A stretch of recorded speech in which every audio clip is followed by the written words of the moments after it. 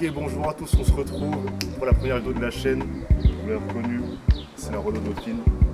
C'est parti, let's go!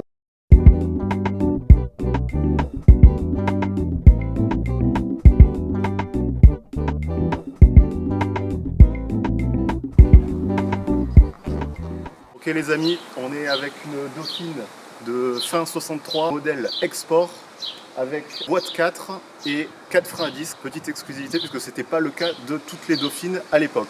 Elle succède à la très populaire 4 chevaux et c'est une voiture qui a été construite en France de 1955 à 1968. Fun fact pour les passionnés, la reine Elisabeth d'Angleterre a visité l'usine de Renault en 1957 et on lui a offert une Dauphine. Pour le coup elle était bleu royal. Alors ce que j'aime bien sur cette voiture, moi, c'est ça. Aération, ça me fait penser un peu aux ZR8 actuels.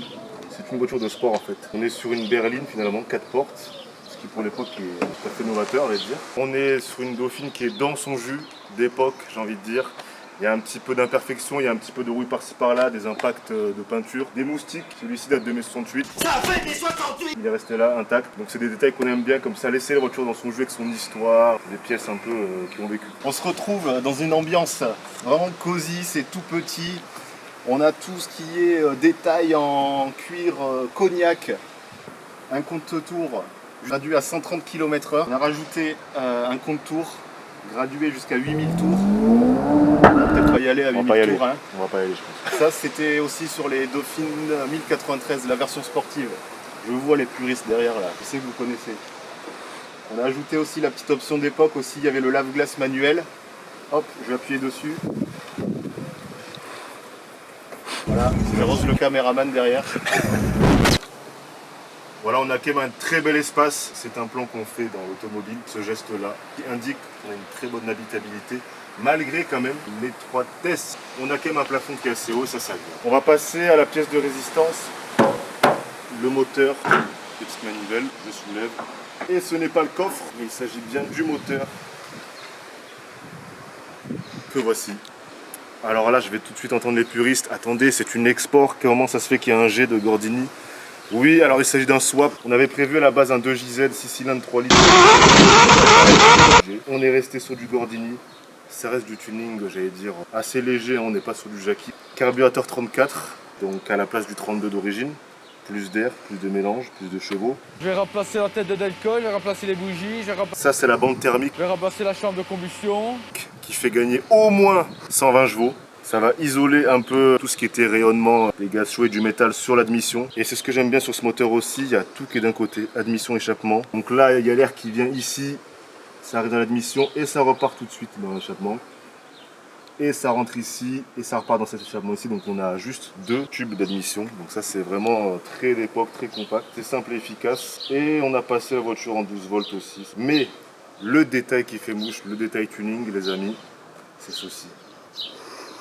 Double sortie de pot, ça c'est très sport, ça fait gagner pareil approximativement peut-être 300 chevaux. Donc avec ça on est prêt à enchaîner des rallyes de régularité. C'est ce qui se faisait à l'époque avec ces voitures, il y avait pas mal de préparateurs notamment comme Gordini, comme voilà. Ferry aussi qui proposait des kits 130 km/h, 140 km/h avec plusieurs arbres à cam, des culasses revues. Donc on arrivait comme ça, on allait voir Ferry. Nous donner un devis, hop là. 140 km/h, nous on est plus sur, je dirais combien? Ah, on est plus sur du 110. Alors, je pense qu'on est sur 115, 120 en descente. Ah, en descente. Ça décoiffe pas mal, la caisse ne fait que 620 kg. Donc on a des sensations d'époque, il n'y a pas de traction contrôle. Je ne veux pas entendre parler d'ABS, je ne veux pas entendre parler. Donc c'est de la belle mécanique d'époque, j'ai envie de dire. Et c'est ça qu'on aime sur cette chaîne. Et les chevaux, me direz-vous? À votre avis, il y en a combien? Alors Renault à l'époque annonçait 40 chevaux sur ce magnifique moteur ensorcelé par Monsieur Gordini. Bon, on va pas se cacher, hein, il y a quelques poneys qui se sont échappés depuis, hein, donc on est plutôt autour des 35, 30... Combien? 7 chevaux quoi, 38 dans la descente on va dire, allez. Allez, on va partir pour l'essai routier, allez c'est parti.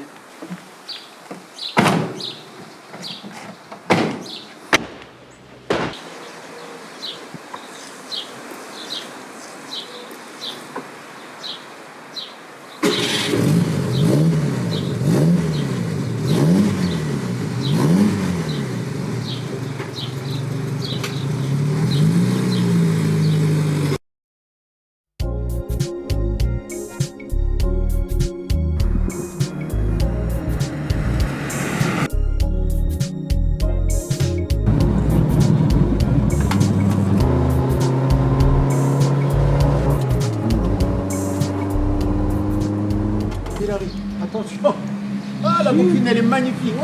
Elle est magnifique.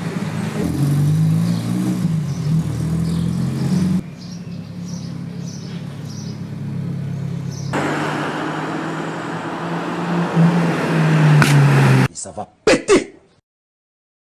Allez.